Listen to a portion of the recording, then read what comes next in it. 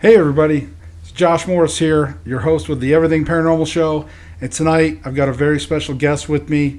Ladies and gentlemen, put your hands together at home in your quarantine section, wherever you are. Put your hands together for Matt Sorge from SRS Paranormal. Matt, how you doing tonight? Pretty good, Josh. Thanks for having me tonight. Good. All right, so folks, if you're not familiar with Matt, he has been on the show with me. We had some great discussions. I'm honored to have him back on the show, so I'm super excited, especially now that everybody's home. We try to bring it at an earlier time.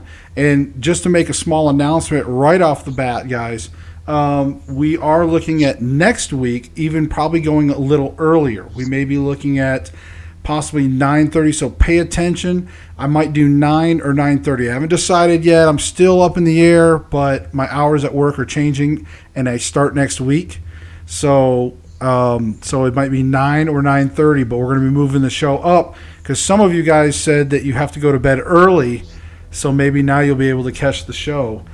So no excuses anymore. All right, I'm going to bring it earlier just for you guys that were complaining out there. But anyways, Matt. So Matt's from SRS Paranormal. They're local here to the Kingsport, Bristol, Tennessee, Bristol, Virginia. All this area right here in the Northeast Tennessee, Southwest Virginia area. So, Matt, why don't you tell the folks at home a little bit about yourself and your team and what you guys do? My name is Matt Sorge. I'm the founder of SRS Paranormal. I personally have been investigating the paranormal since around 2007. Started from personal experiences in 2005. Ironically, I was a hardcore skeptic. Did not disbelieve per se, just never had any experiences up to that point. I never really took away from people that did. It was kind of like, hey, that's your thing. Just never had one until I did. And then when I did, it changed my life forever. Yeah. And I really started this journey more to try and prove that it's us that has the experiences and not the things around us. And now I can tell you, nearly 15 years later, I can't say that anymore. I've seen and witnessed and experienced things that just really are paranormal, and not necessarily saying they're ghosts. They're just not normal. They're definitely paranormal. So that's a little bit about me. My team is very diverse. We've expanded a lot over the last year or so. It's myself as the lead investigator, one of the lead investigators. Kevin King is our other lead investigator. Kevin joined us in 2018. Prior to that, Al James, who's our case manager, he joined us in, I believe it was 2016. Damn it, Al. Damn it, Al. That is the thing. That's the catchphrase. I learned that. That's true. Al's lifelong friend was Kevin, and he brought Kevin in, and Kevin is a really unique investigator.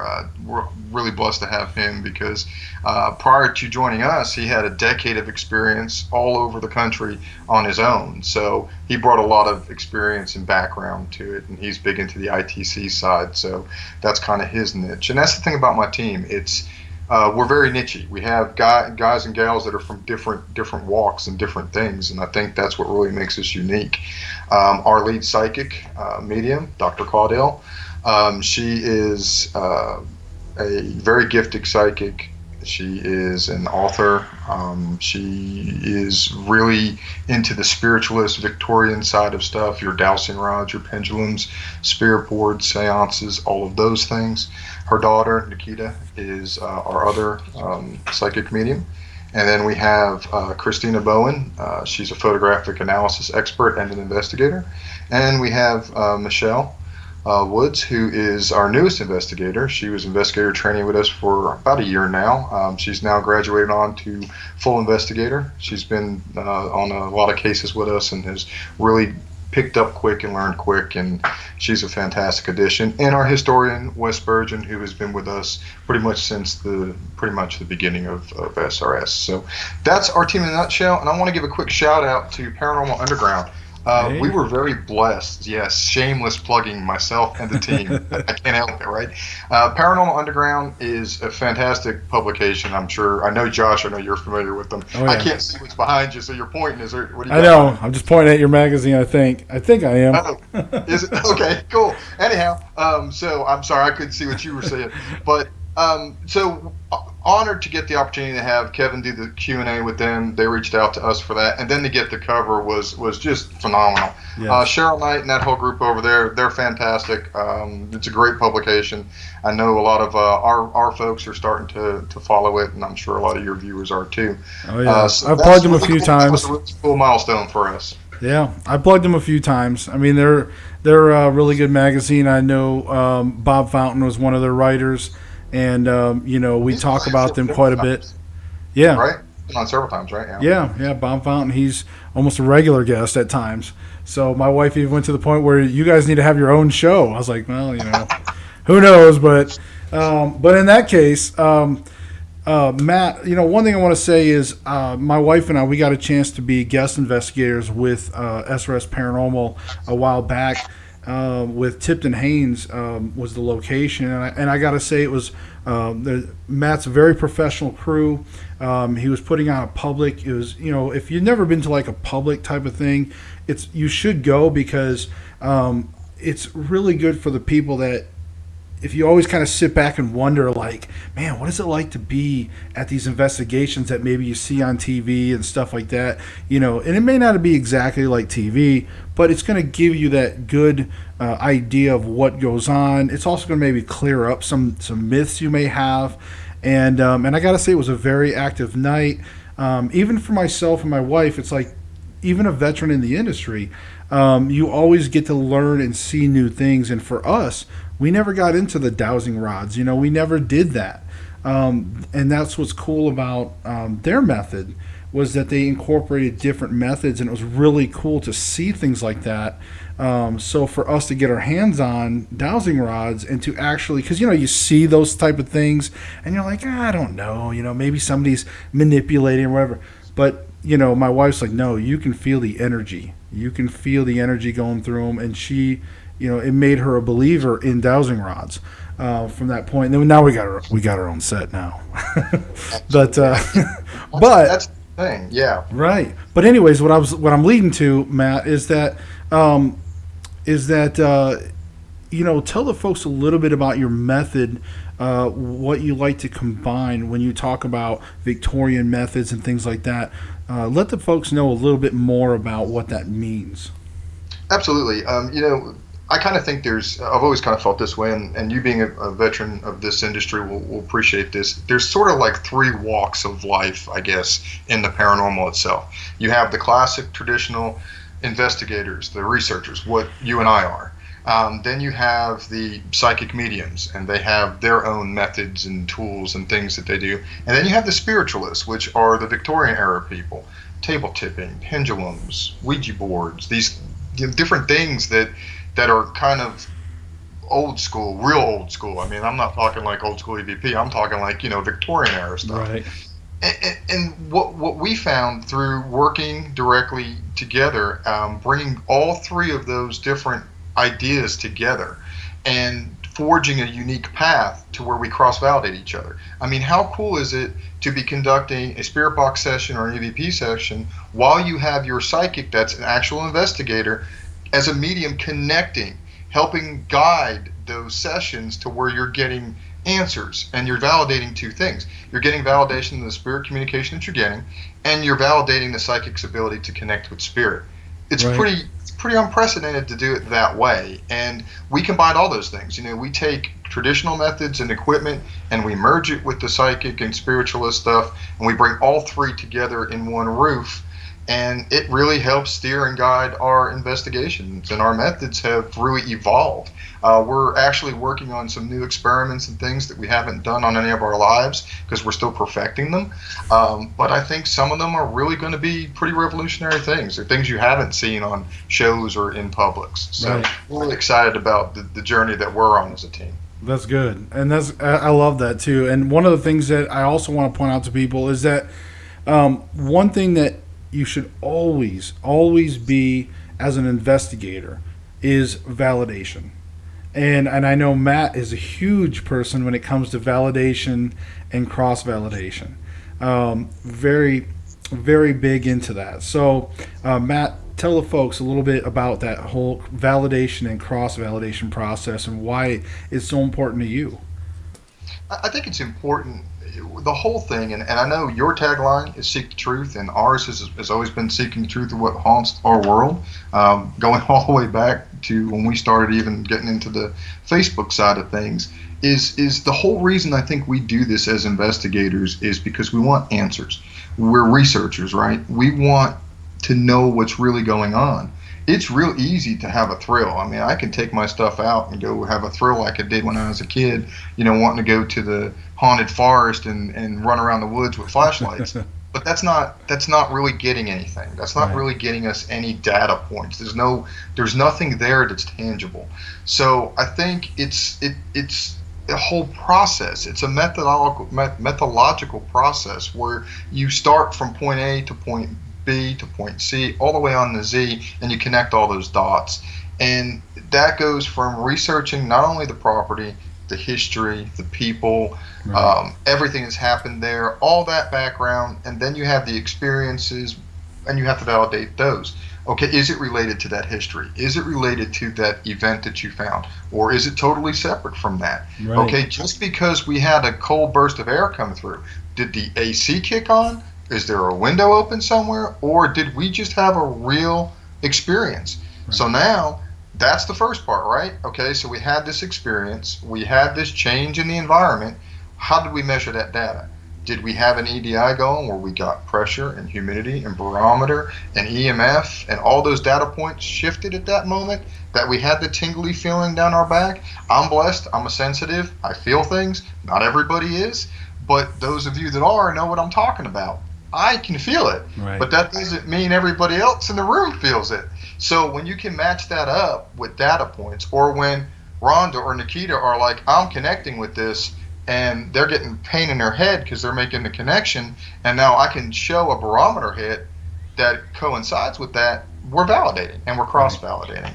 And I think that's the key. It's one thing to have an experience or a big part of the paranormal, but it's another thing to present a piece of evidence with data points. Right. It's a big difference. And that's the difference between what we call anomaly in our case or evidence.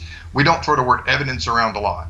We talk about anomalies a lot because we don't know why it happened, but this is what happened and this is what we feel it is. Yeah.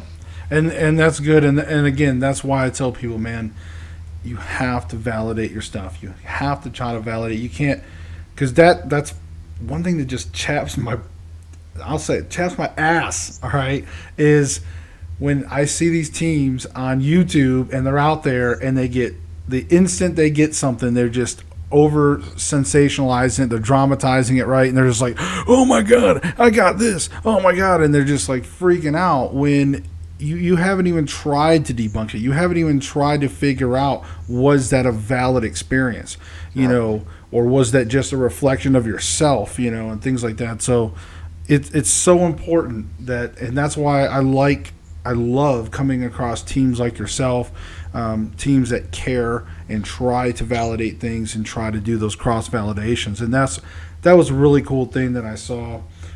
Just to catch up a little bit on the comments, my wife said, "Hey Matt, missed you, buddy." And of course, I see you see me. She popped in and said hi, so hi. And also, Terry Lynn even said, she said, yeah, those dowsing rods were crazy. She said she'll never forget it. So yeah, certainly. And that's kind of just to go back to something like that we're talking about, is that, again, when you see certain things being used on TV or whatnot, you just never know. But as an investigator, when you finally get your hands on something, it's like, and I'm sure you can remember every time that you tried a new piece of equipment for yourself, and when you were able to validate something, it's like, okay, that's cool. So, and that's what we did, that night. That was a little bit on that topic a little bit. I see this happen a lot too in our industry. It's like, well, that piece of equipment's no good. Don't buy into that if you have the opportunity to try it. Try it for yourself. Really run it through the paces, because not everything works for everybody. What one piece of equipment may work great for you, I just may not connect with it as well, and that's okay. Right. So a perfect example of that is, and there's also nothing wrong if a piece of equipment does sometimes give you some falses, because let's think about the old school, the one we count on the most, right? the EVP. I could use this cell phone and capture an EVP. But is it really an EVP? Is that recorder not capable of producing a false positive? Well, sure it is. If I don't do my due diligence to make sure that it's not a contamination issue or a team member in another room, right, or an odd noise or a fan motor that kicked on in a refrigerator 2 rooms over that sounds like a voice. So my point is, even the most tried and true piece of equipment has limitations, just like investigators have limitations. Knowing your limitations and knowing limitations of the gear is all part of it. It's okay to use an SLS camera as long as you know you're not mapping a vacuum cleaner. Okay, you got to know that that vacuum cleaner is giving you that false positive. So I think you can use these things. I think you just need to do your due diligence with any piece of equipment, whether it's a dowsing rod, whether it's a recorder, whether it's an SLS cam. But yes, to your point, I think that's the coolest thing is when you actually get your hands on it and say, yeah, this works. Yeah, I mean, and you can use some very simple tools to communicate, elaborate tools. I mean, it's all about really, again, trying to make that connection with the spirit, and you can use a lot of different devices, whether it's a spirit board, things like that. I personally stay away from spirit boards a whole lot because I split hairs with that. I don't like the spirits using my hands at all. I'd rather them use other objects to communicate with me. That's my personal thing. But I don't have anything against it if it's done correctly. That's where a lot of people get all crazy about spirit boards and stuff like, oh my God, if it's correct and you used it properly. Close a board, yes. Right. Exactly. So one of the things I want to get into a little bit, because look, we all know that right now in this moment of time during this video, we are under a lot of quarantine. A lot of people are staying at home. Folks like Matt, he's got an essential job, unfortunately. I have an essential job that they deemed essential. So we're still out in public at times, but there's a lot of folks at home. So anybody that's in this type of business doing YouTube videos, things like that, we're trying to find ways to entertain you folks or at least do some fun activities. So I know, Matt, you were talking about some quarantine activities, some things that you wanted to bring to the folks. So why don't you share that with us? Well, yeah, sure. So we've been talking a little bit like, what are we going to do during this shutdown time? Because this is like our peak season for publics. And I want to talk a little quickly about our public events. Sure. When we do our public events, it's a twofold thing. And like Josh was saying, it's to teach people about the paranormal. And we're not saying that SRS Paranormal's way is the way to do things. We just want to show people some basic concepts. And, hey, look, this is what we do. This is how we do it. And this is some of the misconceptions and myths that are out there. And this is kind of like just a baseline. This is just kind of ghost hunting 101, if you will. And then we take you out and we actually let you experience that. But that's not all it's for. It also helps those sites like the Tipton Haynes. Those funds help them generate money to stay open and to do things that they need to do. The same thing at the Dairy Inn. And prior to all this COVID-19 stuff, we had 3 more locations that we are possibly going to bring online for Publix that were in the works. But of course, that's all kind of slowed down right now because this is a busy time for us. So getting back to that, discussing that shutdown part and having to postpone these events. I hate to use the word cancel because we're not canceling anything. We're simply postponing it until we get the green light to be able to do things again. But one of the things that we were talking about doing is going up to our home haunt, which we are based out of the Nickerson Sneed House Museum, which Rhonda owns up in Glade Spring. It's our home haunt. It's where we're based out of. So what we're going to try to do is schedule it, put it out there as an event, as a live watch party, and we're going to investigate live. We do lives all the time on our investigations if we have signal. If we don't, then sometimes we film it and we put it up later. But we're going to do it live. We're just going to do the whole thing live and let the audience come in there and tell us what they see and what they're experiencing with us. And we're just going to all kind of do some paranormal research together. We don't know what date yet, but that's one thing we're going to do. Another thing we talked about doing was actually maybe getting together and doing some roundtable stuff. Get yourself and us and find a way that we can all hook up in this digital world and just kind of all sit around and talk paranormal across both platforms, on your audience side, our audience side, and just kind of get everybody together and just kind of let's talk paranormal and weird stuff. Yeah, I mean that could be pretty cool, folks. If you're interested in something like that, getting like a round table together, where I guess like what Matt's saying is, a few different of us, myself, his team, things like that. If you're interested in something like that, maybe we can put together an event. That way we can plan it or something. Get some people that, that again you can kind of share. Get if you know people that have questions about the paranormal, things like that, and then maybe we can coordinate something like that. I think that'd be pretty cool, and then I think that's a great idea. So again, folks, we're trying to come up with some things and maybe give you guys some extra things to watch while you're maybe stuck at home, trying to be safe among all these quarantines. Eventually, you can watch all on Netflix, and then what, right? Right. There's only so much you could binge watch on certain things, right? Because, I don't have that many shows, so you can't really binge watch my stuff too long. They are hour shows, but, but yeah, that's pretty cool. So I just wanted to kind of talk a little bit about that. So let's get back into some of the investigation stuff. So, one of the things I know, Matt, that you were talking about recently was some shadow figure experiences. And I think in the industry, if you're out doing investigations, you're going to come across dark shadow figures. You can call them shadow people, shadow figures. I just sometimes call them dark shadows. Whatever you want to call them, but these shadow figures, they're definitely out there. You're going to experience them at some point. So Matt, why don't you talk a little bit about your experiences with some shadow figures? Yeah, and it's a weird thing, and I also think this is my theory kind of thing. I think the longer you do this, and the deeper you get into this world, and the more active you are in it, and the more deeper you get into really understanding and trying to research these theories. And I don't know that none of us have the answers, and I think we all share common theories in a lot of these things.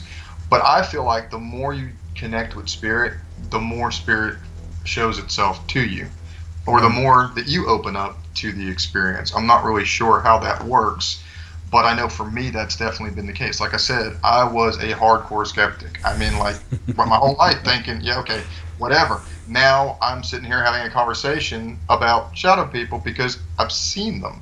And they don't often capture on video. That's the craziest thing. I don't know, Josh, have you had that same kind of experience with them where you can't get them, but you saw it? It's hard. I know we did have on. I know one of our investigations, we had a camera, static cam, going down an aisle, and there was some junk, and you could see on the camera. It was really hard because it was already kind of dark, and the infrared was shooting down a lot of it. But where the shadow was, it was kind of tough. But you could see where some of the lights were getting blocked out. So right. Sometimes, you can catch some of that where it'll block out things in the background. But actually capturing the shadow people, it can be rough sometimes. But yeah, it can be tough. Because I know for in my personal experience with seeing them, and this is probably one of the weirdest ones, was at the W. Stewart House. It's in Saltville area. Okay. We saw him. We saw this guy at the top of the stairs. We went up there. We're trying to connect, and we saw him again. And I'm literally holding my IR camera, and I'm filming, and I'm looking down at my screen, and it's not there, but I'm looking over the camera, and it's literally there. And it's not just me that sees it. Kevin sees it, and Rhonda sees it. We all see it, right. But we're not capturing it on video. And I've had that happen before. I've also had them where peek around that corner, look down the doorway and you see it. So sometimes I think when we see these experiences, and even on these shows, and I'm sure some of that stuff is what it is, but I do think sometimes they have experiences that just don't translate to camera. Because here's another thing. How many times have you gone back so sure that you've got this noise or this thing on video, and then you play it back and it's like, well, why is that not there? I know that it happened. We all heard it. We all experienced it. So I don't really know. I guess what my question is, I don't really know what they are. I don't know if it's the spirits manifesting and almost not strong enough to be a full apparition, or if they're something else. Because I've seen it both ways. We've had other pieces of evidence suggesting it's spirit communication, but then I've also witnessed them when we've had nothing else going on. Right. So I don't know. It's one of them phenomena. I personally now, my theories have been on things like that because I know exactly what you're talking about. There's times when you can go back in evidence review and you will find things and see things that you didn't see when you were there, and you're like, "What the heck?" And the chills. You're like, "Whoa!" So, and then of course the other way, like you're talking about, you experience something, you know, you have a camera on it, but you don't capture it, and you're like, "What the hell?" So I think that there is psychologically, because we are on those brain waves, right? The psychokinetic energy levels. I do think that sometimes they can psycho-manifest. I think we're that at a different level. Absolutely. Right. I think that they're manifesting through basically through our brain capacity on that level. And of course, when your team it's is more of a psychic connection. Yeah. Right. And when you're all on that same level, you're all in that investigative mode, and it's and I've talked about this effect too. It's the same effect. And I know this may sound a little creepy, but like when women work in the office place together, okay, and they kind of get lined up on their cycles, right? A lot of teams can, when they work together and they go to these investigations, psychically, they actually become one in a way. They become very in tune with each other because they get used to working with each other. They know how they work when you go to these investigations. Absolutely. And I even noticed that with you guys when we were there, and my wife and I, and we were the extra cog, and we seen how you guys were in tune with certain things, and in line with that. So that's why I think that yes, sometimes spirits can manifest to us psychologically, and even the whole team. Whereas even on the camera, though, the camera is just a physical object in capturing the physical moments. And of course, yes, when they physically manifest, when they physically do things, the cameras can capture them. And sometimes I think they can even get on those spectrums that the cameras pick up that we don't always pick up. Right, just outside of our visual capability. So that's some of my theories. No, I totally agree with that, because you said a couple of very interesting things there. And where we work together so much, I can literally look at them, some of my team members, and I know when they're having, even if they're not saying it, because we don't always say it. Sometimes, especially like in the public setting, like we'll just kind of let see what the public does, see what they feel, see if they pick up on things. I can look at Kevin or Al or Rhonda or any of them, Christina, and I can know that, okay, they're connecting right now, they're having an experience, they're just not saying nothing. So, right. Yeah, I think you're absolutely right. And I also think that spirit chooses who it wants to see, because I also have had that experience where some of my team's having a great night and some of us are not having anything happen at all, even in the same places at different times. And I think that's because spirit just ain't wanting to play, or we're not being open enough to connect, whichever the case may be. Well, and I think that's also what's good about having a team, is that you have different people there. Some are going to be even more open. Some are going to be a little more closed-minded. They're still going to be on that, I don't know if I'm a believer yet, right. So you're going to have the different levels of belief and vulnerability. And so that's what makes it nice to have that good selection of team members. So I definitely agree with that. That's why you get that one person like, "Do you see that?" Like the other person's like, "No, I didn't see that. What are you talking? Or did you hear that?" "No, I didn't hear that." And you get certain people.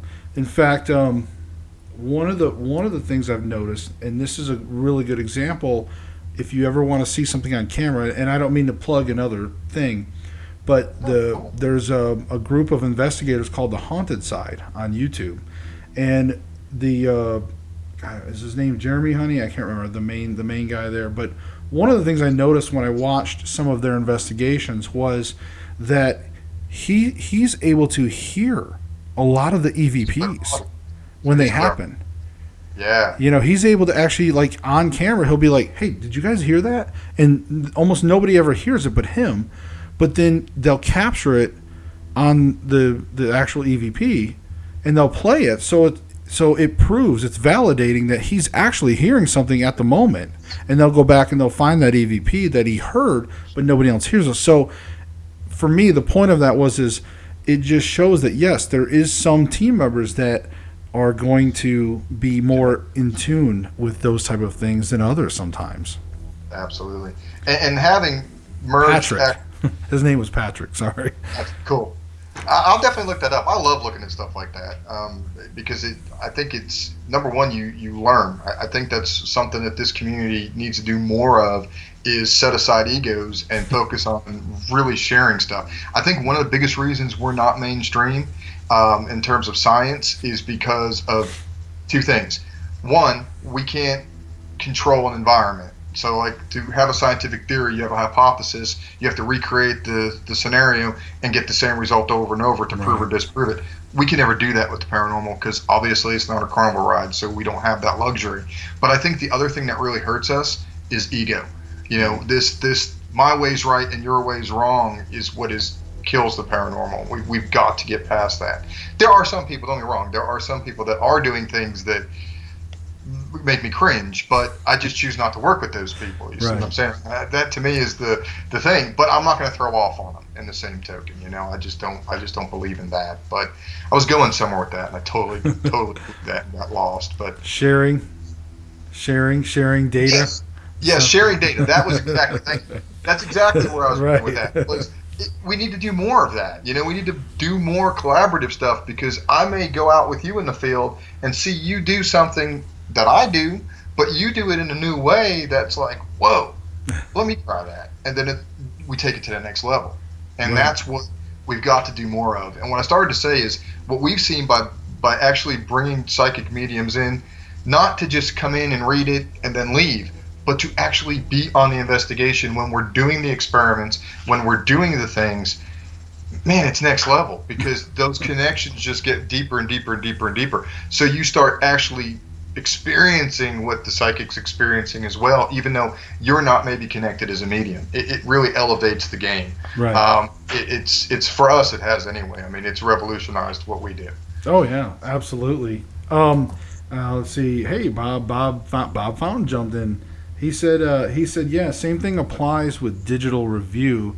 He said, use team members with the talent for listening. So clearly he's talking about evidence review, you know, and using those members of the team that do have that ability to hear or that are in tune with hearing those type of things and seeing those things. You don't miss little things. Yeah, absolutely. That's a great point. Yeah, I admit, like, I'm pretty good at listening to stuff, finding EVPs. I think I even dug out, I don't know, maybe 5 or 6 EVPs on that Tipton Haynes public that we did. I went through, and then I ended up losing some freaking corrupt data. I don't know what that was about. But in any case, but when it comes to visual now, I'll watch video stuff, and I don't spot half the time. My wife would be like, "Did you see that?" I'm like, "See what?" And she'll like rewind and like slow down, like that. And I'm like, "What?" She's like, "Right there." Oh. And I'll be like, "Oh yeah, that's freaky." But like, so I don't always see certain things, you know, like I'll hear, like I'm good at hearing EVPs and picking up on and doing the audio analysis. So you got to find your strengths and your weaknesses. Yeah, absolutely. And that's a great point too. And that even goes like even with documenting, like we do for reports, like when we're done with an investigation, we do a full report, history, findings, experiences, data points, moon cycle, temperature, weather, you name it, we cover all that stuff in there. So even the person that writes all that data up needs to be somebody that can do it in a way that makes it enjoyable to read, and it doesn't sound like, you know, either a third grader did it, which sometimes my stuff, if it wasn't edited, it might sound that way, because my grammar is atrocious. But you know what I'm saying. I mean, having that right person to put all those different things together is what really, I think, gives you that finished product that you want. Oh yeah, absolutely. Let's see. Oh, Bob said, Taylor and I was going to go out and lick doorknobs, but thought I would have more fun listening tonight. So, yeah, Bob, that's probably a good choice. You don't want to go out and lick doorknobs tonight, or maybe for the month or so. Yeah, I think that definitely it cancels out the social distancing thing if we do that. So Right, right. Oh, but yeah, these. So now I gotta focus. Thanks, Bob. I was all focused. Now you had to throw me off with your humor. Oh, I love Bob. All right, um, validation. We just talked about. Oh, sharing. That's what we were really focusing on. So, well, yeah, I wanted to add something to that too. Yeah, I think because what you were talking about with not always being able to reproduce paranormal. That's important in science, but I think, of course, in pseudoscience here, we have to look at maybe trying to share more data, and so we have a larger collection of data. At least we could maybe start finding ways to get large numbers.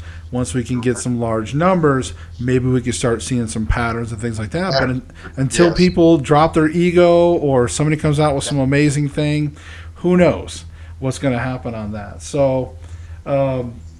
So yeah, I mean, I think that's a good point that you bring up, though, especially the egos in this business. I don't know why it exists too much. I think it's because it's just such an easy people that there's no, anybody can just go out and say they're an investigator and, go out and do certain things, and they imitate what they see on television and stuff like that, and they just call themselves an investigators.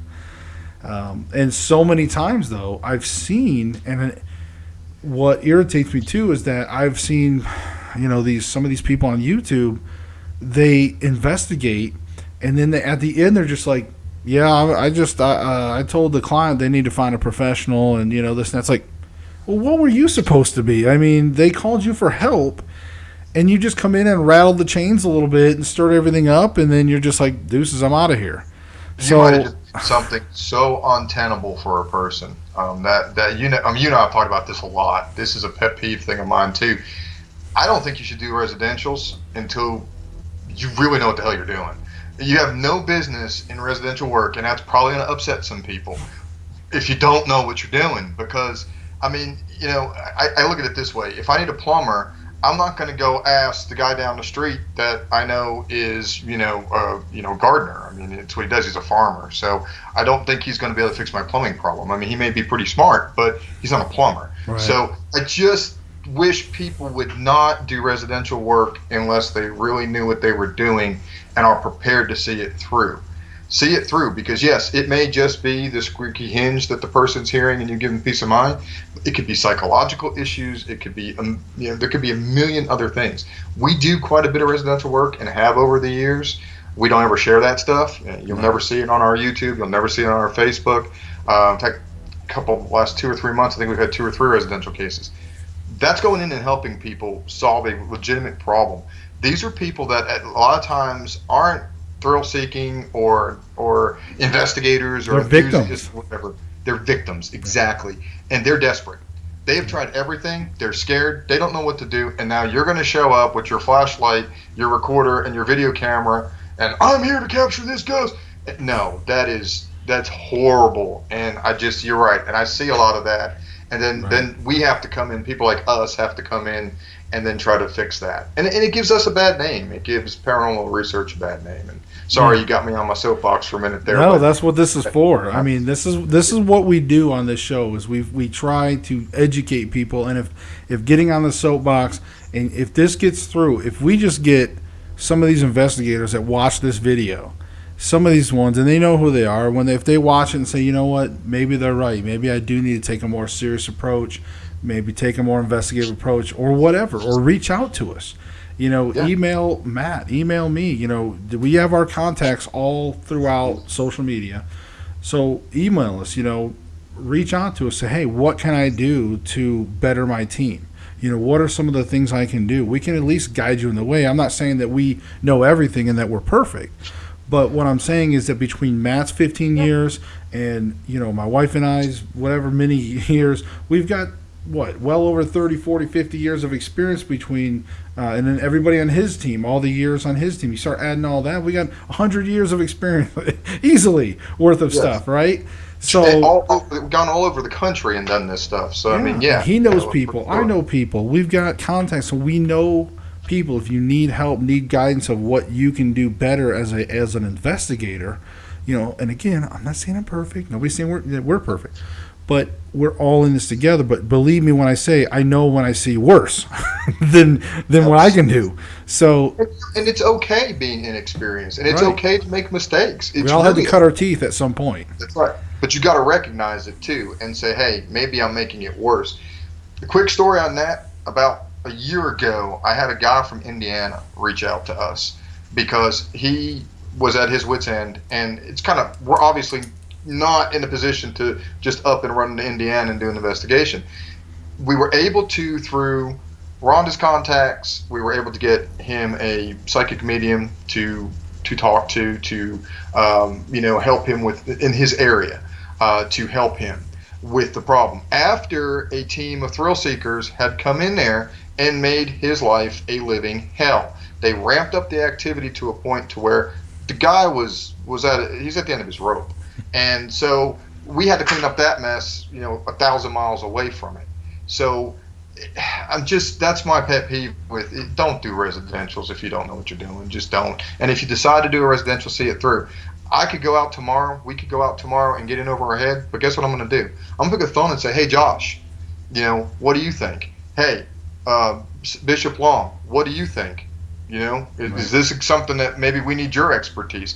So there are people that we can reach out to, you can reach out to, people can reach out to see that through and make sure you give peace of mind and resolution to your client. If you can come in there and give them that resolution without, ever even opening your case, your equipment, that's even better. We had a recent residential case where we did that. We went in, brought our psychics in, figured out what was going on, immediately realized it was just connected to the family. It was a relative visiting type situation from all the connection and things. We didn't even have to do a full investigation, and we were able to give that family the peace of mind they needed. So, again, still on my soapbox, apologize, but that is a huge pet peeve of mine because it drives me nuts, and you see it all the time. Oh, yeah. No, I mean, that's trust me, this is a good place to relieve that soapbox pressure. Trust me, I know. So one thing I want to kind of circle back to, is this is just my little thing too. I never really got a chance to follow up with you, so I'm gonna put you a little bit on the spot. I don't always like to put my guests on. I'm not gonna put you on blast. Don't worry. But one thing I know when Terrell and I was there doing the guest investigation at Tipton. One of the things that Matt had me do was to be blindfolded and so we removed all senses, right? They put the spirit box on, and so I had the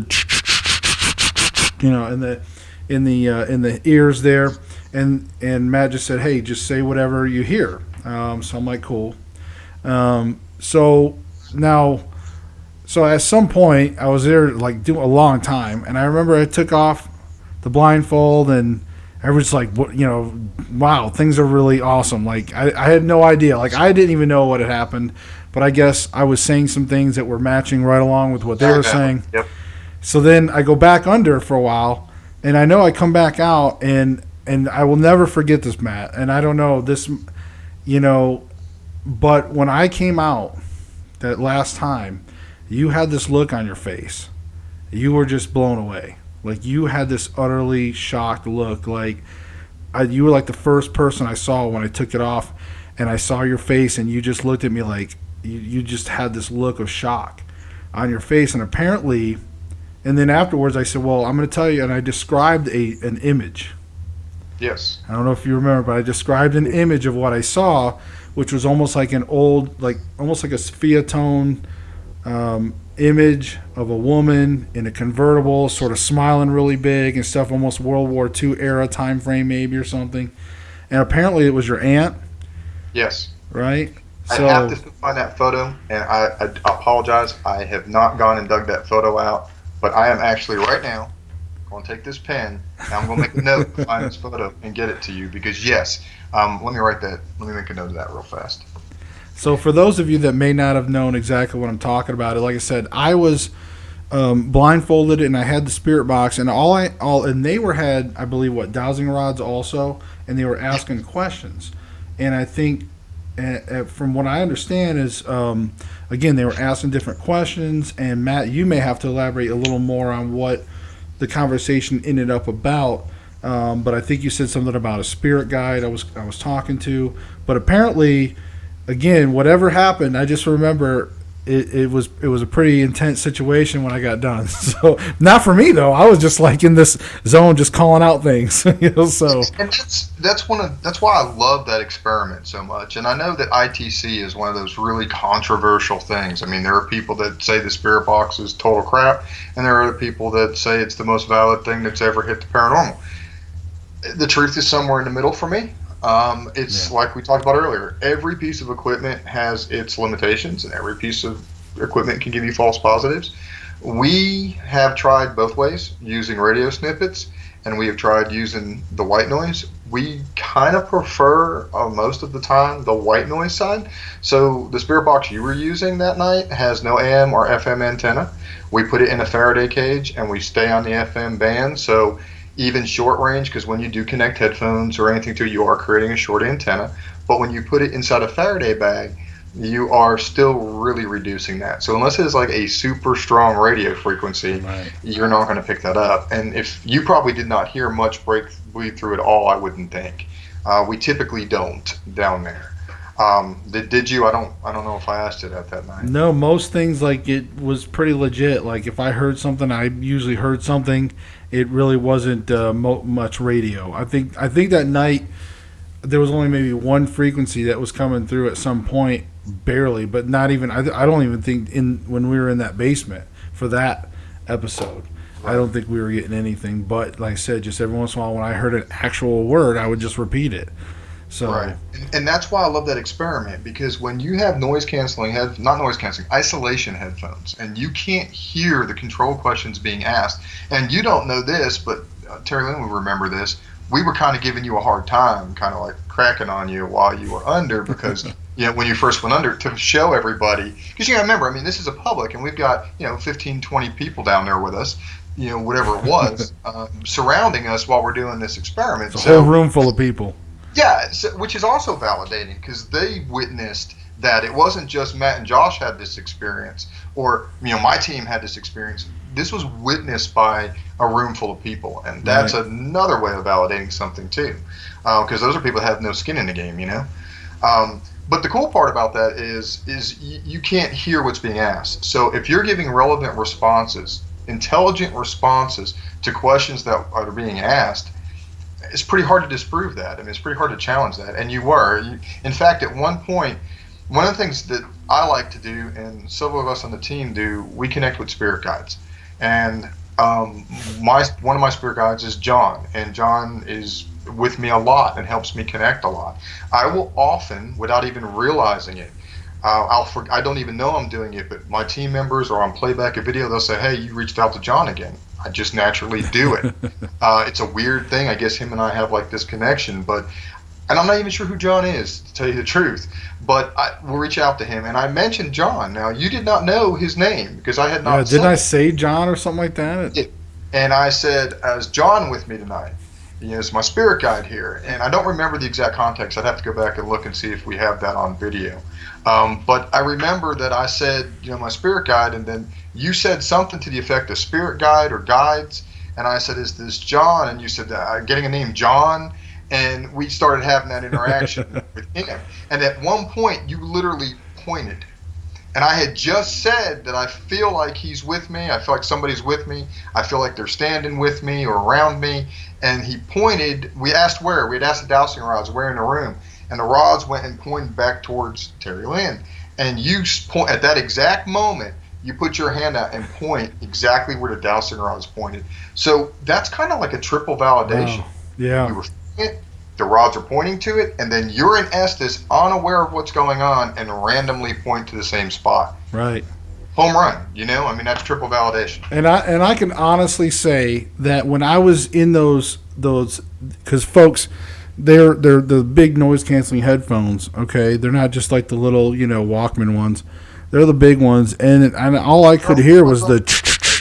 I could not hear anybody. I was blindfolded, and I could not hear anything other than just the spirit box in my ears. And I remember, the one thing I do remember is just something just told me I just needed to point. I just needed to point. Like, it was just something that came through almost psychically. And so I do remember that. I remember just something said point this right here. And I couldn't see. Again, something told me, and it's almost like I could see a direction. I could almost visualize my hand through the blindfold psychically. It was pretty crazy. But I do remember that. So, again, when you got out, you said that I asked you if you're getting any weird visuals. And we were talking about my aunt coming through because she's with me a lot. And that's one thing that happens to us a lot, to my team a lot. We have people come over, people not related to the site, not related to the history. I mean, I have documented things of this happening on Publix where people in the audience from the Publix have people coming over for them. And I know how crazy that sounds, but right. It's been witnessed dozens of times by people at our events. People that we don't know before they get there that night, and now we get somebody come through. It doesn't match anything that we know from our research, and then somebody goes, well, yeah, that's my grandma's name, or that's something my granddad used to say when I was a kid, on a spirit box validation, So again, it's that validation of that. But we were talking about that and that connection with her, and what you described was a picture I distinctly remember, and I've got to ask my mom to help me find it, but of her and my Uncle Bob in a convertible, and it's around the World War II era, and she is literally sitting and looking over his shoulder and smiling. And what you described is that photo. So unless she showed that to you as validation, I don't know how you would know that. Right, and that's what I'm saying. But none of the team members knew that either had ever seen that photo. So that's why I was like, when I came out and just saw your face, Matt. I mean, you just and I hadn't even told you about the image yet, but just I guess whatever I was saying or whatever I did, it was enough to really, even for you, a veteran investigator, for you to have that look at me. I mean, and I'll never forget it. I don't know why. It just stuck with me. From when I came out of that and saw you, you just had that look, man, like, holy, I mean, you just were really shocked that we made that connection like that, that I had that. And I'm not psychic or anything. I'm sensitive like yourself at times. Like, and I think, and that's one of the things I wanted to touch on too, is I think that the more you do investigations, I think the more you build up your intuition, the more in tune you get. And it is something you can learn and train yourself. And the more investigations you go on, the more in tune you're. I've noticed that myself. Like when I was in my heyday doing investigations, I was a lot more in tune with things, a lot more sensitive. When you get away from it, your sensitivity goes back down. But then, whenever you're around it, you can tune it back up. Yeah. So yeah, I noticed that. So as we get toward this last part of our show, certainly I want to get into a big old hair on my mic. So one of the things I wanted to get into was, Matt, one of the big things I wanted you to really talk about is you have a big event. This is a very, very big event. I'm very proud to be associated with this event. And so, Matt, why don't you tell the folks exactly how big of a deal this is for you, and when it is, and all the good details. Man, it is a massive undertaking for the team. It was one of those things, we've gone on the circuit and done some of these big paracons. You do the Scarefest and the Mid-Souths and all these different things. Some were really good. Some were not as good. And we went to one particular event, I won't say which one, but it was like, man, we're paying good money to be here, and we could do this. We could do this and make it a different experience. Not that it was a bad experience, and I shouldn't say that, but it just wasn't what we thought it was going to be. Maybe that's a better way to.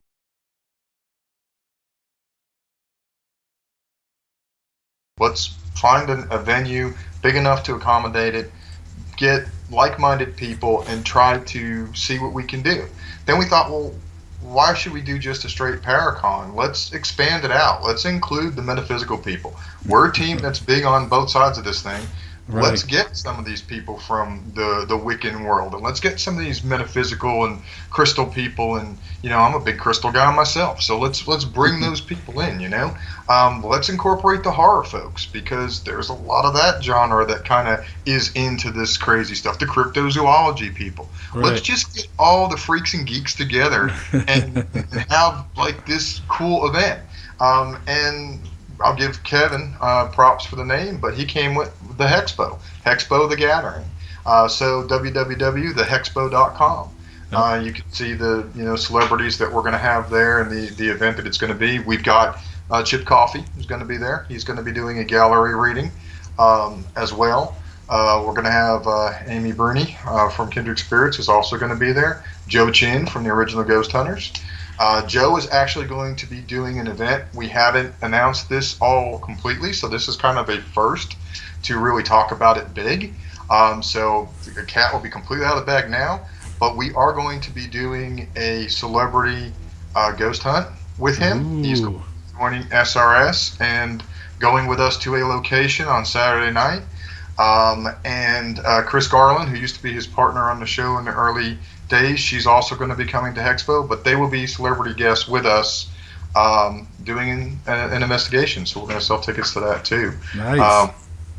We're going to have all those people that I mentioned will be all obviously having speaking slots and doing some speaking stuff. We're going to have some other psychics, famous psychics and book writers, and Michael Nicolosi, the voice of the clown from the Spawn animated series. He actually did a little PSA announcement for us that we put up already on the Hexpo's website. J. Patrick Miller from Maximum Overdrive and the big green goblin head, they're going to be there with us. Adam Keefe, who's a very gifted psychic, good friend of ours, author, and also a very talented photographer, haunted photography. So a lot of that kind of people, and about 60 or so vendors is what we're anticipating. So it's a 2-day event. We have a big VIP party. There'll be a big band that will be performing that night called Below 7, recently signed with Sony for a record deal. And then, of course, all your celebrity guests will be there for meet and greets. We've got a few others that we haven't even announced yet. All the COVID-19 stuff has kind of got us on the pause. We're still planning on having our event. We're not planning on not having it.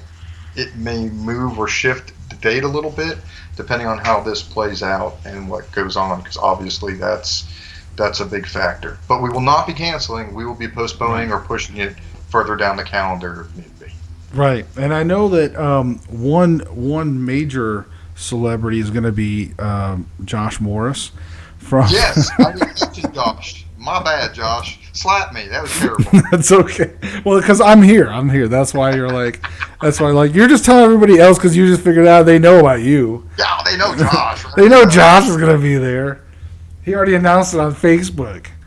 Yes, but no, I'm excited to be there. I really do. Because, first of all, I'm proud of Matt because, what you guys don't understand, and I'm sure he can even, and he probably doesn't need to elaborate because I'm telling you, for when you're an investigator and you're just considered like a local investigator, for you to put together an event on this scale, that is an amazing accomplishment for a team. I got to thank my team, man. I mean, I am blessed beyond belief to work with and call these folks my colleagues and friends because it's my para family. I mean, they are an extension of my family, and I love each and every one of them. And without them, none of this is possible. And Hexpo is our collective brainchild, and it's I can't speak highly enough for those folks that are on my team. I didn't mean to cut you off. I just had to say how much I love. No, that's good. I mean, that and they should get credit because again, this is a huge effort, and I'm proud that it's going to be something. See, look at that. And I'm proud that something like that. No, I'm proud that something like that is going to be in our area, and that you guys were able to put it together. It's so awesome. Like I said, Center in Asheville, by the way. Yes. Huh? It'd be Harris Cherokee Center in Asheville. formerly U.S. Cellular Center. And Bishop James Long is another one of our guests that will be there. See, I didn't even know they changed the name of the cellular center. So Yep. as long as it's the same We did place. until they called us and said, hey, you might want to change some of the stuff you guys have got on the website and you've been promoting because that's not our name anymore. And it's like, okay, so we'll fix that. Right. So the arena in Asheville, y'all know which one.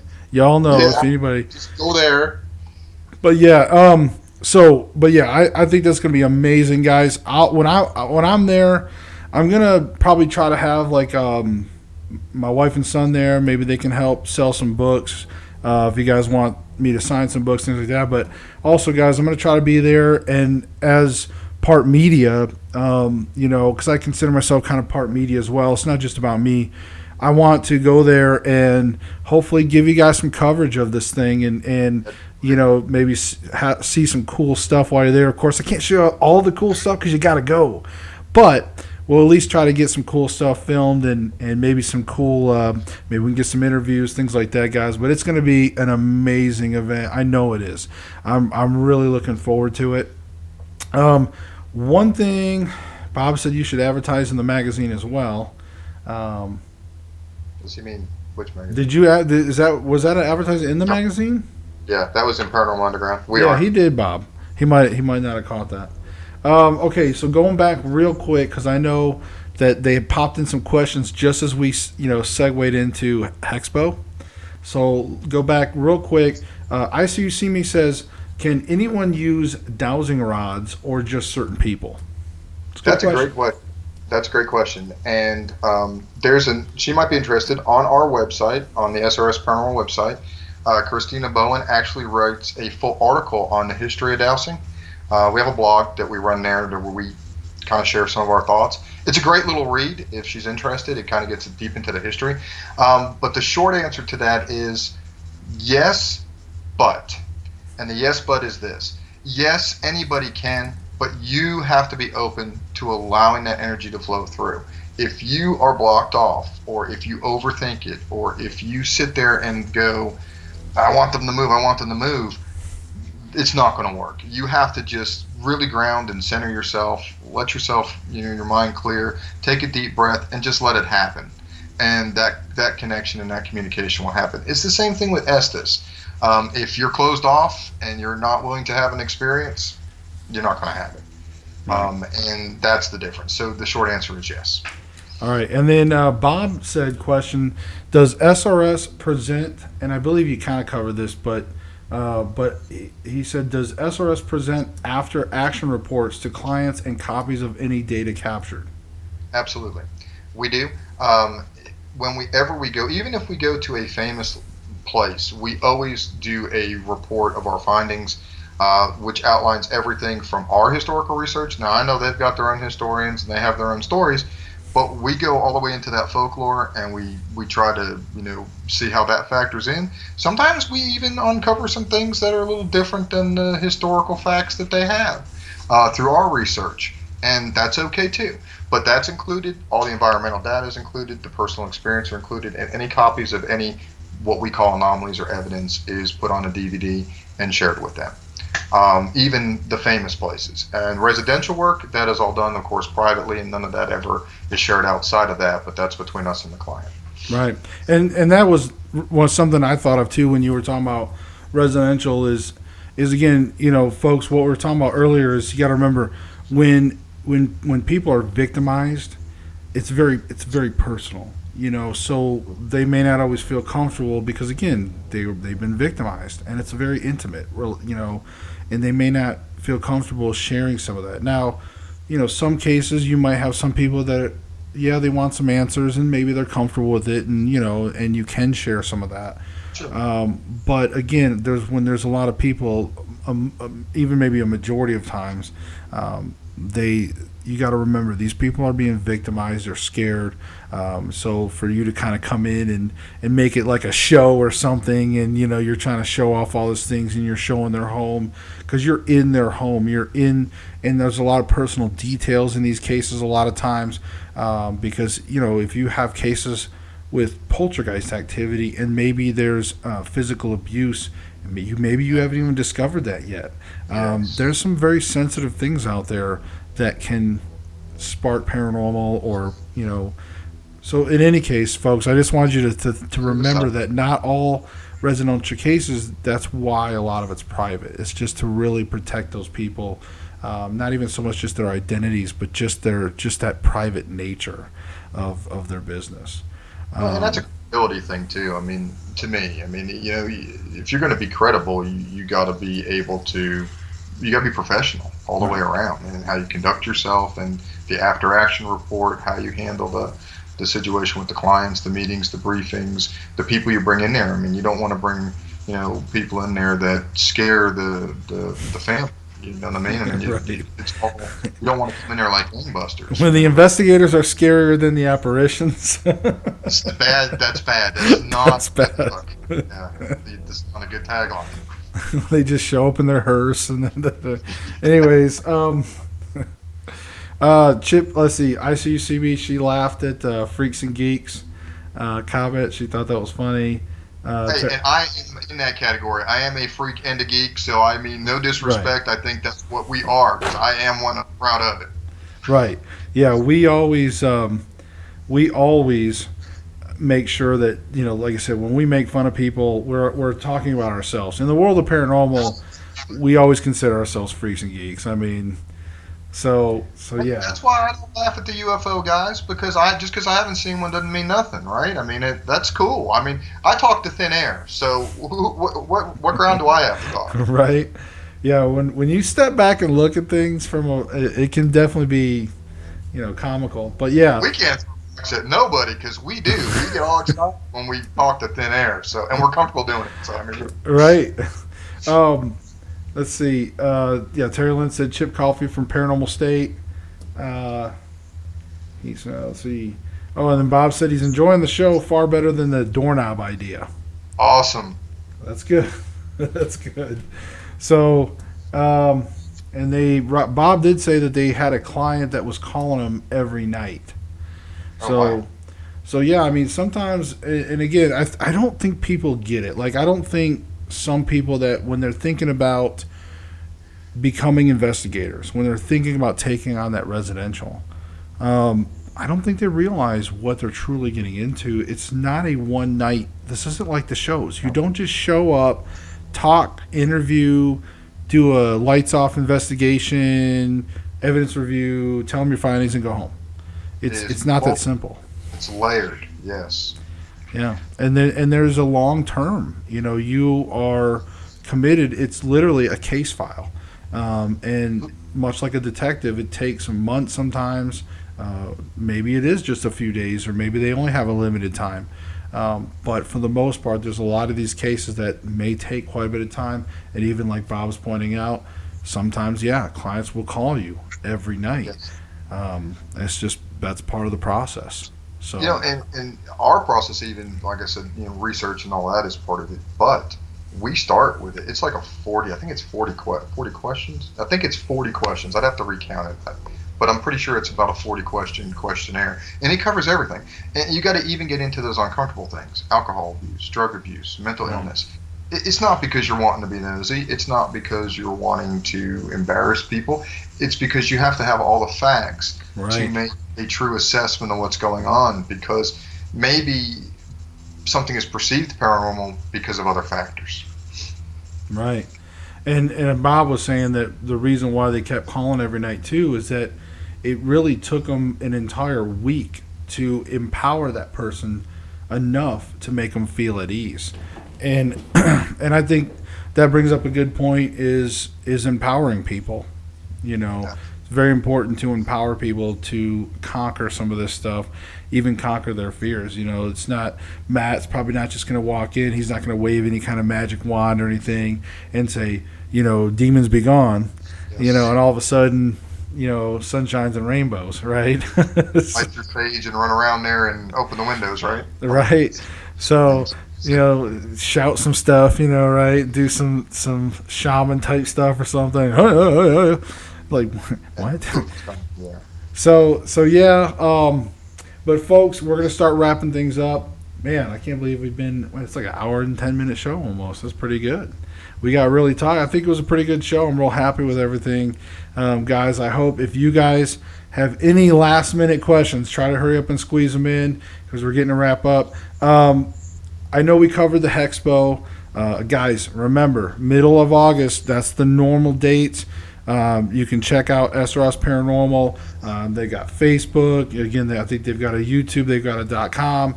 I'll try to get some of that stuff in the links for you guys later on. We're everywhere. Right. So, guys, look it up, Hexpo the Gathering. That way you can get all the important updates, too. That way if it does get moved, if it stays on time, whatever. But you guys really need to try to go there. It'd be fun to see you guys there. So if anybody wants to come see me and all the other wonderful guests, there's going to be a lot of great guests there. And just like Matt said, it's a little bit of everything. So then, and that's really cool. Instead of just kind of a focused one subject event, this is a little bit of everything. So guys, definitely, if you don't got your tickets, go get your tickets for Hexpo. But Matt, why don't you tell some people, do you got anything else coming up, anything else you want to share with the folks out there? We've got a couple things in the works that I can't really talk about yet, that I'm excited about, and I'm hoping we can soon. So might be in the future. I can come on and they can hear it first on the Everything Paranormal show. But hopefully some of these new locations for the publics will come on, because I really love when we do those, because it gives us an opportunity to interact and teach, but it helps those sites so much. Like the Deary, when we did the Deary Inn last year, I think we did 4 nights. We made more money for that site in those 4 nights that we did our public investigations than they literally made for their entire budget for that year. Right. They were given. So, I mean, that is a huge amount of funds that help save those sites. And without those sites, those stories are lost and that history is lost. So I just love that we get to do that. But yes, we do have a few things like that in the works. We got a few other surprises coming up that I think, keep an eye out. I think people are going to be pretty excited to see some of the stuff that's coming down the pike. Awesome. Well, Matt, it was great to have you on the show. I appreciate you coming. And we'll definitely look forward to working together on some other stuff. Folks, definitely stay tuned. Again, between what I normally do, what he does, he's got stuff that he's got coming up. I've got stuff that I got coming up. We're both going to try to do some stuff together in the future again real soon. So we'll do some collaboration stuff for you guys, some videos. If you haven't seen the Tipton Haynes video, go back and check that out. That way you can see a little bit of what we're talking about. So if you haven't watched it, go back and watch it, folks. If you have, watch it again. Yeah. So, but other than that, guys, listen, join me next week. Remember, pay attention for that new channel time. And remember, seek the truth.